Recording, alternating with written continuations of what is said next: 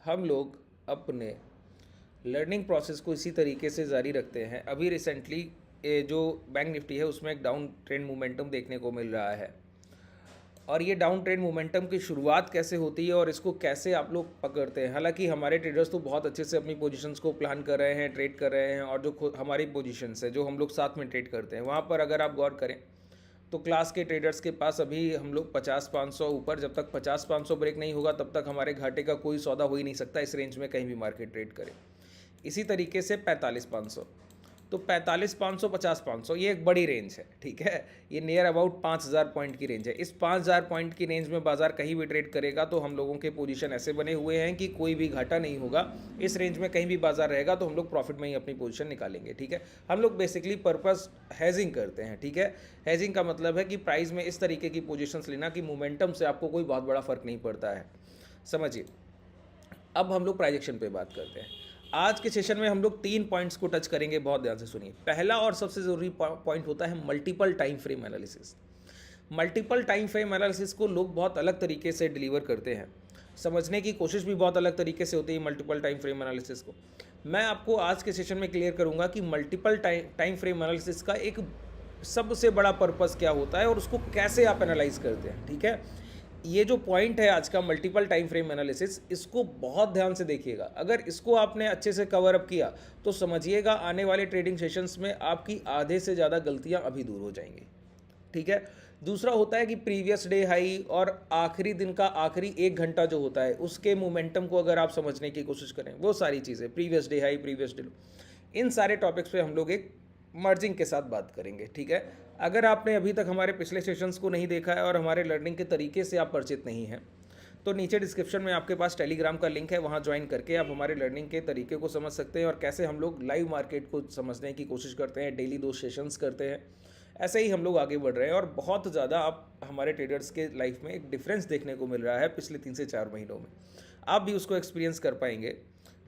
सिर्फ इस सेशन के लास्ट तक बने रहिए तो आपको पता लगेगा कि आप जो चीज़ें सीख रहे हैं वो कितना ज़्यादा आपके लिए ऑथेंटिक है, ठीक है। चलिए शुरुआत करते हैं।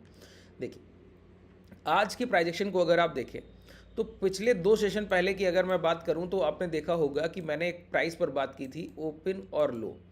ओपन इक्वल टू लो, जिसको हम कह देते हैं OL का कैंडल है। ओपन और लो जब बराबर हो जाते हैं, ओपन और लो बराबर होने का मतलब बताइए, मैंने आपको क्या बताया था कि कोई भाव अगर 100 रुपये पर खुला हो और 100 रुपये से 99 रुपया 90 पैसा भी नहीं आया है, 100 रुपये से चल के सीधा 102, 103 इस तरीके का प्राइस मूवमेंट कर रहा है, ठीक है। तो ये जो है, आपसे कोई पूछे खुला भाव क्या है तो आप बोलेंगे 100 रुपया, फिर कोई पूछे क्लोज प्राइस क्या है फिर आप बोलेंगे 103, और कोई पूछे लो क्या है तो आप बोलेंगे 100 रुपया। तो ओपन और लो बराबर हो गए क्योंकि खुलने के बाद प्राइस 1 पैसा गिरा ही नहीं, ठीक है। ये बात हो गई, तो इसी को हम बोलते हैं ओपन और लो। अच्छा, ओपन और लो और ओपन नियर बाई लो, कि जहां भाव खुला वहीं से बहुत तेजी से चला और जहां भाव खुला वहां से 1 पैसा तो नीचे आया, बहुत ज़्यादा नीचे नहीं है, बस थोड़ा सा नीचे आके बहुत तेजी से ऊपर की तरफ निकल गया। कि जैसे 100 रुपये का प्राइस खुला तो 99 रुपया 50 पैसा आकर फिर सीधा 110 चला गया। तो इसको ओपन नियर बाई लो बोलते हैं, कि जहां खुला उससे थोड़ा सा नीचे आ पाया था, तुरंत बायर उठा के प्राइस को बहुत ऊपर ले गए, ठीक है। इस तरीके का फॉर्मेशन। तो आज की पहली कैंडल का फॉर्मेशन कैसा है जरा ध्यान से देखिए, बहुत ध्यान से समझिएगा प्राइस को। ये आज का पहला कैंडल है, ये कैंडल देख रहे हैं आप, ये पहली कैंडल का आज का फॉर्मेशन है। इस कैंडल को अगर आप गौर से देखें तो प्राइस खुलने के बाद थोड़ा सा नीचे आया और बहुत तेजी से ऊपर निकल गया, है ना। तो देखिए, ये बॉडी का लोएस्ट पॉइंट ओपन प्राइस है, इतना नीचे आकर और इतनी तेजी से ऊपर गया। तो ओपन प्राइस इस कैंडल का क्या है, ओपन प्राइस है 47,976 और क्लोजिंग क्या है, क्लोजिंग है इसका 48,220, ठीक है। ओपन है 976 और क्लोजिंग है 48,220, सोचिए लगभग 250 पॉइंट, 250 पॉइंट का कैंडल है ओपन टू क्लोज। और लो क्या है, लो है 47,964, 976 पे खुला था, 964 लो है, 12 रुपए की गिरावट है खुलने के बाद। तो ये एक पॉजिटिव ओपनिंग कही जाएगी कि प्राइस की शुरुआत कैसी हुई, एक पॉजिटिव नोट पर हुई। अच्छा, पॉजिटिव नोट पर शुरुआत तो हुई है, लेकिन प्रीवियस ट्रेंड क्या है जरा ये देखिए। प्रीवियस ट्रेंड इसका नेगेटिव है, ठीक है। प्रीवियस ट्रेंड नेगेटिव है। जब भी किसी प्राइस का प्रीवियस ट्रेंड नेगेटिव होता है और उसकी शुरुआत पॉजिटिव हो तो कभी भी ओपनिंग प्राइस पर बिलीव नहीं करते। मेरी इस बात को हमेशा ध्यान रखिएगा। मैंने क्या कहा, अगर किसी प्राइस का प्रीवियस ट्रेंड पॉजिटिव है और ओपनिंग नेगेटिव हो जाए तो उसके ओपनिंग प्राइस पर बिलीव नहीं करते हैं, ओपन के बाद सस्टेनेबिलिटी पर बिलीव करते हैं।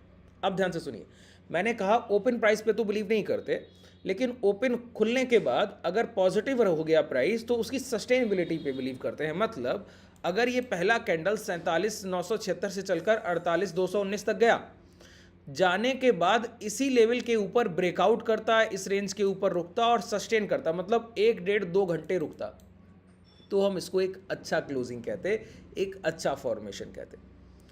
कि प्राइस का सस्टेनेबिलिटी ज़्यादा ज़रूरी है। क्यों? प्राइस का प्रीवियस ट्रेंड नेगेटिव है, सेलर की पकड़ में प्राइस है और खरीदार अचानक से खरीद के नहीं ले जा सकते, क्योंकि बायर बिहेवियर काल्मनेस का है, धैर्य का खरीदारी। खरीदार खरीदारी करता है तो पैसा लगाने में समय लगता है बाजार में, सीधी सी बात है। तो टाइम टेकिंग प्रोसेस है ना एक्यूमुलेशन जब समय लेता है तो वो समय कहाँ जाएगा? प्राइस के कंसोलिडेशन में जाएगा। जब भी आप सेलर के पास पहुंचेंगे तो वहाँ समय गुजारना चाहिए अगर आप अच्छे खरीदार हैं, क्योंकि उसकी बेची गई क्वांटिटी को आप एक्यूमुलेट कर रहे होंगे, तो प्राइस को रुकना चाहिए। तो प्राइस अगर पहली कैंडल पॉजिटिव बना रहा है, बस उसी से बाइंग नहीं उठेगा, उसके बाद अगली कैंडल्स के फॉर्मेशन कैसे होंगे वो आपको ध्यान रखने वाली बात है। बात क्लियर हुआ? अब जरा और इसको ध्यान से समझिए। तो पहली कैंडल का फॉर्मेशन कैसा हुआ? पॉजिटिव। अच्छा, कल का सेशन अगर आप लोगों को याद हो तो कल के रात के सेशन में हम लोगों ने एक फॉर्मेशन को क्लियर किया, इनसाइड डोजी फॉर्मेशन, जिसको हम लोगों ने इनसाइड कैंडल कहा। तो मैंने कहा अगर इस कैंडल के लो ब्रेक होते, हाई ब्रेक होते हैं तो मोमेंटम हायर साइड, कोई बॉडी साइज कैंडल। तो आज का पहला candle green body size candle, और उसके बाद अगला कैंडल ये देखिए डोजी फॉर्मेशन, ठीक है। और इस डोजी फॉर्मेशन को अगर आप गौर करें तो मारुवोजो कैंडल से इस तरीके से ब्रेक किया। अच्छा, मारुवोजो कैंडल कई लोग नहीं समझते। ओपन और क्लोज अगर 100 रुपये पर भाव खुला और 110 तक क्लोज किया, 110 की क्लोजिंग मिली, तो प्राइस 110 के ऊपर 110 रुपया 10 पैसा नहीं गया होगा और 100 रुपये से नीचे 99 रुपया 90 पैसा नहीं आया होगा। मतलब ओपन टू क्लोज पूरा एक मूवमेंटम है, ठीक है। तो इसको हम कहते हैं मारुवोजो कैंडल। तो इस कैंडल, ये जो डोजी फॉर्मेशन है, इस कैंडल के लो ब्रेक किए गए एक स्ट्रॉन्ग मारुवोजो बियरिश कैंडल से। ये गिरावट का कैंडल है, खुला यहां पर है, बंद यहां पर हुआ है। इस कैंडल में ओपन और हाई इक्वल होगा, लो और क्लोज इक्वल होगा। मैंने क्या कहा? ओपन और हाई इक्वल होगा, लो और क्लोज इक्वल होगा। मैं इस कैंडल पे कर्सर ले गया। देखिए, मैं बहुत चीज़ें धीरे समझाता हूं कि आप जिन लोगों को बेसिक्स नहीं क्लियर है वो भी चीज़ों को समझते चलें और समझते चलें कि आगे कैसे प्रोसेस करना है, चीज़ों को आगे कैसे। ये देखिए, क्लास का जो पूरा पर्पज़ है, इस पूरे सेशन का पर्पज़ क्या है? आप आगे लाइव मार्केट में बैठ पाएँ। मेरा पर्पज़ ये नहीं कि सिर्फ आपको बताना है, नहीं, आप जाकर लाइव मार्केट में इन चीज़ों को देख सकें, ट्रेड कर सकें। तो उसके लिए समझना ज़रूरी है ना, चीज़ों को समझेंगे तो ही ट्रेड कर पाएंगे, ठीक है। तो एक एक चीज़ को बहुत क्लैरिफाई करके आगे बढ़ना है हम लोगों को, ठीक है। यहाँ पे मैं इस कैंडल पे कर्सर ले गया, यहाँ पर देखिए OHLC, सारे फॉर्मेट्स एक साथ लिखे हुए हैं, ओपन हाई लो क्लोज सब कुछ एक साथ लिखा हुआ है, ठीक है। तो इस OHLC में जरा देखिए, ओपन और हाई, O और H एक प्राइस देखेगा 48,195.5 पैसा। हाई क्या है? 48,195.5 पैसा। लो क्या है? 48,103 30 पैसा। क्लोज क्या है? 48,103 30 पैसा। तो इसको हम कहते हैं मारुवोजो कैंडल, जिसमें ओपन हाई और लो क्लोज, ओपन हाई इक्वल होगा, लो क्लोज इक्वल होगा, ठीक है। इस चीज को बहुत ध्यान रखिएगा। तो मारुवोजो कैंडल से इस कैंडल के लो ब्रेक किए गए।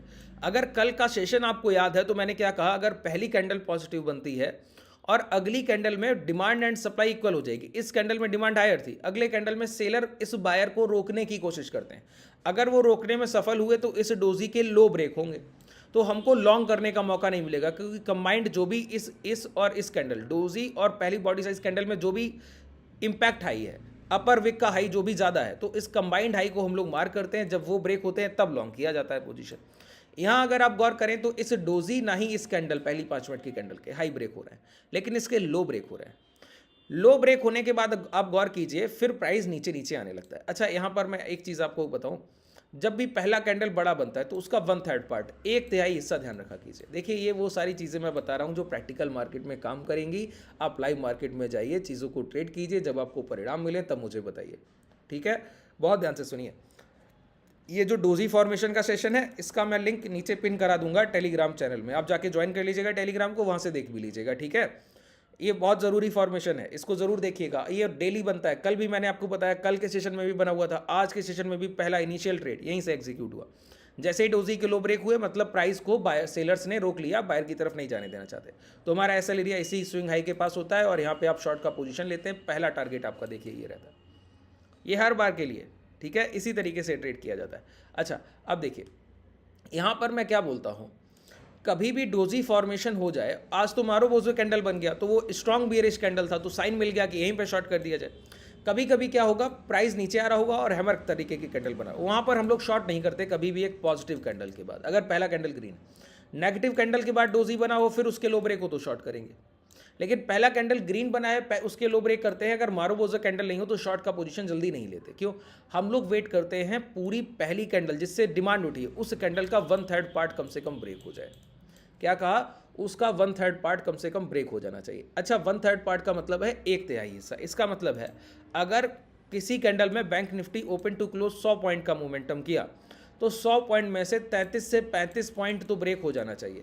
इसके नीचे जब प्राइस आएगा तब आप शॉर्ट करेंगे। तो 100 रुपये से 33 से 35 पॉइंट का मतलब हुआ लगभग प्राइस जो है 65 पॉइंट के नीचे अपट्रेड करना चाहिए। अगर 100 रुपये तक गया तो 65 के नीचे आना चाहिए, तब शॉर्ट सेलिंग बनेगा। 1/3 पार्ट पे नजर रखिए, ठीक है। अब इस कैंडल का 1/3 पार्ट, इस कैंडल में लगभग 250 पॉइंट की खरीदारी है तो 250 पॉइंट का 1/3 हिस्सा आपको देखना है, ठीक है। 250 पॉइंट का क्या करना है? 1/3 हिस्सा, ठीक है। तो 1/3 हिस्से का मतलब क्या हुआ? 8 तिया 24, 240, तो लगभग 80 पॉइंट। रफ फिगर लिया कीजिएगा, ये नहीं कि बिल्कुल क्लियर। तो 80 पॉइंट का मतलब है इसका क्लोजिंग है 220 और 220 से 80 पॉइंट नीचे है। देखिए बहुत प्रैक्टिकल अप्रोच मैं आपको बता रहा हूँ, इससे बेहतरीन कोई भी अप्रोच आपको देखने को नहीं मिलेगी। ध्यान रखिए, जो चीज़ बता रहा हूँ बहुत जिम्मेदारी से बोल रहा हूँ। 1/3 पार्ट, इस पे हमेशा नजर रखिएगा। कभी इनसाइड ओजी फॉर्मेशन होता है उसके बाद 1/3 पार्ट, ये दो चीज़ों को जो प्राइस आपके स्ट्रक्चर को वैलिड कर देगा, फिर वहां पर आगे आपको उस ट्रेडिंग पूरे सेशन में कोई तकलीफ नहीं आनी, ठीक है। क्या करना है? 1/3 पार्ट। अब देखिए इस कैंडल की हम लोगों ने जोड़ा था ना, 976 से 220 गया है, तो 976 से 220 राउंड फिगर आप पकड़ लेंगे तो 250 पॉइंट हो गया। तो 250 पॉइंट का 1/3 हिस्सा, 1/3 हिस्सा 8 तिया 24 होता है सर, 240 हो गया। तो वही लगभग 80 पॉइंट राउंड फिगर हमको मिल रहा है। तो 80 पॉइंट, 220, इसकी क्लोजिंग क्या है? 220 से 80 पॉइंट आपको घटाना है, ठीक है। तो 70 पॉइंट कम करेंगे 150, 10 पॉइंट एक्स्ट्रा कम कर दीजिए 140, तो 140 के नीचे आपको शॉर्ट सेलिंग मिलेगी। अब ये किसी इंडिकेटर का हिस्सा नहीं है, ये प्रैक्टिकल मार्केट की अप्रोच का हिस्सा है। ये पूरा जो मैंने कॉन्सेप्ट आपको बताया 1/3 कैंडल का पार्ट, 1/3 कैंडल का हिस्सा, ठीक है। 48,140 के नीचे शॉर्ट सेलिंग बनेगी। 48,140 कहाँ ब्रेक हो रहा है बताइए? 48,140 इसी कैंडल का देखिए 142 से यहाँ डिमांड उठी थी, ध्यान दीजिए। अब जब कैंडल ऊपर जा रहा है देखिए 140 से रिजेक्शन आ रहा है, 140 के पास प्राइस पहुंचा, रिजेक्शन आ रहा है। इस कैंडल को देखिए 140 के पास पहुंचा, इसी हाई से रिजेक्शन आया और यहीं से फिर गिरावट होती है। बात क्लियर? कितना पावरफुल प्राइजेक्शन है। अगर आप सिर्फ प्राइजेक्शन देखिए, किसी इंडिकेटर का यूज़ नहीं करते हमारे ट्रेडर, इसीलिए जब आप क्लासेस में आते हैं तो बहुत प्रैक्टिकल चीज़ें आपको सिखाई जाती है। इतना प्रैक्टिकल अप्रोच हम लोग रखते हैं कि कभी भी आप ना वॉल्यूम का यूज़ करते दिखेंगे, ना मूविंग एवरेज का, ना बॉलिंजर बैंड का। पढ़ाता ज़रूर हूँ आपको, है ना, क्योंकि आप शुरुआती समय में है तो जितना आपको वैलिडेशन मिल जाए। वैलिडेशन का मतलब है कि अगर आपको शॉर्ट सेलिंग का प्राइजेक्शन से पोजीशन मिल रहा है तो मूविंग एवरेज भी बोले शॉर्ट कर दीजिए, बॉलिंजर बैंड भी बोले शॉर्ट कर दीजिए, तो एक अंदर से कॉन्फिडेंस बढ़ता है नए ट्रेडर का, क्योंकि नए ट्रेडर में कॉन्फिडेंस की कमी होती। तो उसको क्या चाहिए? मल्टीपल वेरिफिकेशन चाहिए एक ट्रेड का, कि एक ट्रेड के 3 से 4 कारण मिले करने के तो वो कॉन्फिडेंस बूस्ट होता है ट्रेड अपॉर्चुनिटी को ग्रैब करने के लिए, कि एग्जीक्यूशन आप कर पाएंगे। अगर एक जगह से कर रहे हैं तो शुरुआत में धीरे धीरे वो आपका जो कॉन्फिडेंस है ट्रेड करते करते बिल्ड हो जाता है। अब आप एक कैंडल का 1/3 पार्ट डेली आप इस तरीके से ट्रेड कीजिए, इतनी बार आप ट्रेड कर लेंगे ना इसको, फिर कोई तकलीफ नहीं रह जाएगा, है ना। फिर वो कॉन्फिडेंस होगा कि जब भी आप इसको ट्रेड करेंगे हर बार आपको ये टारगेट दिखे जाएगा। अभी ये मैंने आपको दिखाया, तो एक कैंडल का 1/3 पार्ट, जब 1/3 हिस्सा कटता है तब वहां पर शॉर्ट सेलिंग की शुरुआत होती है। अगर इसी तरीके से एक रेड कैंडल बना है, ठीक है, अब उस रेड कैंडल का 1/3 पार्ट अगर आप ब्रेक कर दिए तो उसके बाद प्राइस फिर हायर साइड मोमेंटम कर सकता है, लेकिन बॉडी साइज अच्छा होना चाहिए कैंडल में तब, ठीक है। उसके नीचे क्लोज करने लगी है, ये नहीं कि 140 को टच किया तो ऊपर जाइए। जैसे इस कैंडल ने, इस डोजी फॉर्मेशन ने 142 को टच किया, ऊपर चला गया, तो ये टच करके मतलब यहीं से डिमांड उठ रही है, 1/3 पार्ट से ही डिमांड उठ रही है। उसको ब्रेक करना चाहिए तो उसके नीचे की क्लोजिंग चाहिए होती है, वो क्लोज होना बहुत ज़रूरी। तो देखिए आपको क्या पता लग रहा है, मल्टीपल यहाँ पर जब आप कैंडल्स को देख रहे हैं कई सारी, तो आपको पता लग रहा है कि इनसाइड कैंडल का फॉर्मेशन है, पहली कैंडल का बॉडी साइज बना है, प्राइस सस्टेन नहीं हुआ, पहली कैंडल के डोजी के लो ब्रेक हो गए, पहली कैंडल का 1/3 पार्ट भी ब्रेक करके ट्रेड कर रहा है, फिर उसके बाद प्राइस यहाँ पर शॉर्ट सेलिंग की शुरुआत करता है। अच्छा, कुछ ट्रेडर्स को यहाँ पे प्राइस में लगता होगा कि नहीं यहाँ पे शॉर्ट नहीं कर सकते क्योंकि अभी डे लो ब्रेक नहीं हुए, तो वो सेफ ट्रेडर जो होते हैं वो डे लो ब्रेक होने के बाद शॉर्ट करते हैं। डे लो होने पर भी आप देखेंगे ये इनसाइड कैंडल का फॉर्मेशन, हर बार वही कहानी है सर, प्राइस आपको कुछ नहीं करता, बॉडी कैंडल के बाद एक डोजी फॉर्मेशन, तो ये एक डोजी फॉर्मेशन। अगर इसके हाई ब्रेक होते तो इस कैंडल का 1/3 बार ब्रेक होने के बाद प्राइस यहाँ पे कंसोलिडेशन में चला जाता, चॉपी मार्केट हो जाता।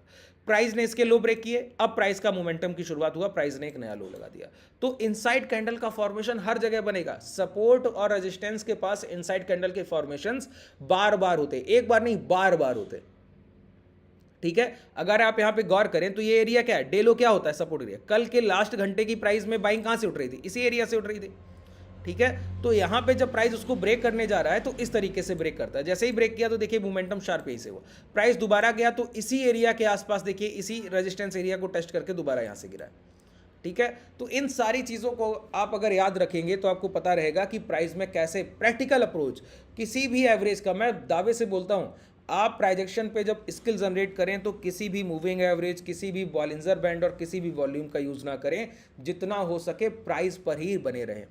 प्राइजेक्शन फर्स्ट है, प्राइजेक्शन की प्रायोरिटी पहली है, उसके बाद कुछ और आता है, प्राइजेक्शन सबसे पहले आता है प्राइस में, भाव सबसे पहले है, भाव में, भाव से पहले फिर कुछ नहीं, ठीक है। भाव को समझना सीख लीजिए, उसके बाद सारी चीज़ें आसान हो जाएंगी। चलिए आज के लिए सेशन में पर्याप्त है, मैंने आपको ज्वाइन करने के लिए बता दिया, डिस्क्रिप्शन में आपके पास कॉन्टैक्ट डिटेल है, उसके बाद टेलीग्राम का लिंक है, व्हाट्सएप का भी लिंक है, आप वहाँ से हमको ज्वाइन कर सकते हैं और समझ सकते हैं कि ऑप्शन में हेजिंग के पोजीशंस कैसे बनते हैं। दूसरी बात, अगर आपको इस पूरे सेशन में जो भी डाउट रह गए उनको कमेंट सेक्शन में बताइएगा, उनके मैं जवाब अगले सेशन में आपको रिप्लाई करके दूंगा, सेशन जब मैं करूँगा शाम का सेशन 10:30 बजे। धन्यवाद।